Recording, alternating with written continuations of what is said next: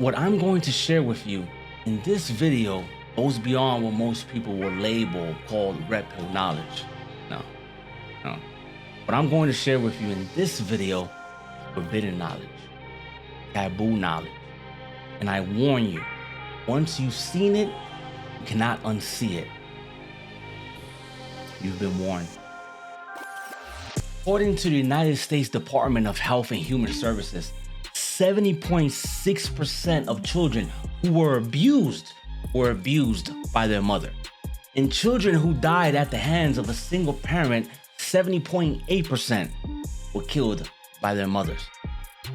Mothers are responsible for 93% of physical neglect, 86% of educational neglect, 78% of emotional neglect, 60% of physical abuse, and 55% of emotional abuse. Now, I need everyone watching this to understand that I'm not exaggerating when I say that the number one cause of all the problems in the world comes from the abuse and violence against children. Look at our prison system. 97% of inmates in jail have been abused as children.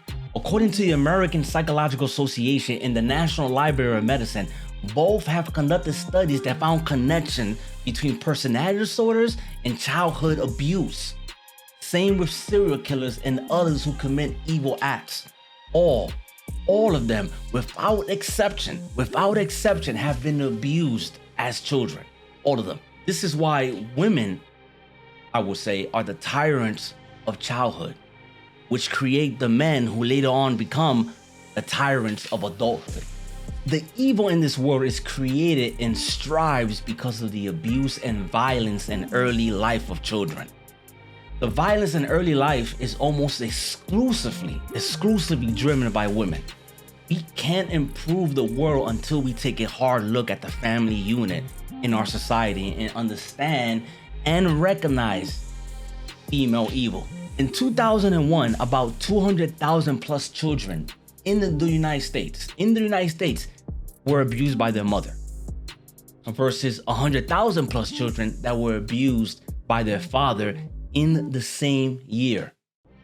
So again, women abuse children at double the rate as fathers. Double. When I show this data and discuss these topics with men, what do you think their responses are? Do you believe A, shocked and disgusted, or B, make excuses for women? If you said make excuses for women, you are unfortunately right. That they will look for all the excuses in the books for female evil. They will say, oh, she was overwhelmed. Oh, she was a single mother dealing with so much. Society failed her. Oh, it's actually men's fault, and blah, blah, blah, blah, blah. The excuses for female evil just go on and on and on and on and on and on. Hands down, by far, my favorite excuse is when someone tells me, well, yes, women kill and abuse children at twice the rate as men. But it's true. But what you need to understand, is that women spend much more time around kids than their fathers do. What the fuck? This is just fucking insane. This is insane. Can you imagine any man? Just imagine this. Picture this. Picture any man saying, well, of course I abuse my wife. Do you know how much time I spend with her? How would you expect me not to abuse her? Jesus Christ. Look, I'm not trying to laugh at the situation. This is no laughing matter. But this is what true misogyny looks like. To not hold women responsible, we are placing them under the category of the mentally handicapped. What can be more misogynistic than that? The moment that you start holding women morally accountable, the excuses from other men, because it's expected from women, but the excuses from other men, all right, just start flowing out. And why do you believe that these excuses just start flowing out from these men? Well, it's because these men don't believe that there are any trustworthy women out there. This is because these men are afraid that they won't be able to pass down their genes if they hold women responsible for their actions. So when I say, all right, when I tell these men that they can find a good woman that they can be in a relationship with and get married to, these men attack me. They attack me, right? I get attacked. They attack me because their genes are screaming at them. Hey, we need to procreate. So you need to attack this guy and defend a woman because we know there's no such thing as a moral woman. It's a lie. No such thing as a good woman. And this guy is creating an impossible standard for us to find a woman. That's what their genes are telling them. And I get it. I really do. And this is why our culture and women will never improve. It will never improve. To point out the evil in the world that is driven by women's aggression and violence, and to have the data to support it, and to have everyone just take away all moral responsibility from women, it's like, okay, so we can't fix the world. The world can be fixed because people rather fuck, right? Men rather fuck than being moral.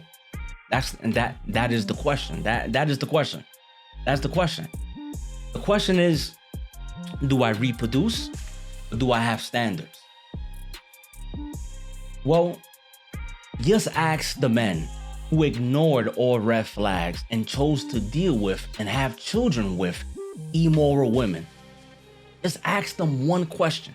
Just ask them one simple question. Was it worth it? And with that, I'm going to bring the video to an end. I really wanted to touch on this subject because I don't hear anyone in any community, any space that really are talking about this. The aggression and violence towards children.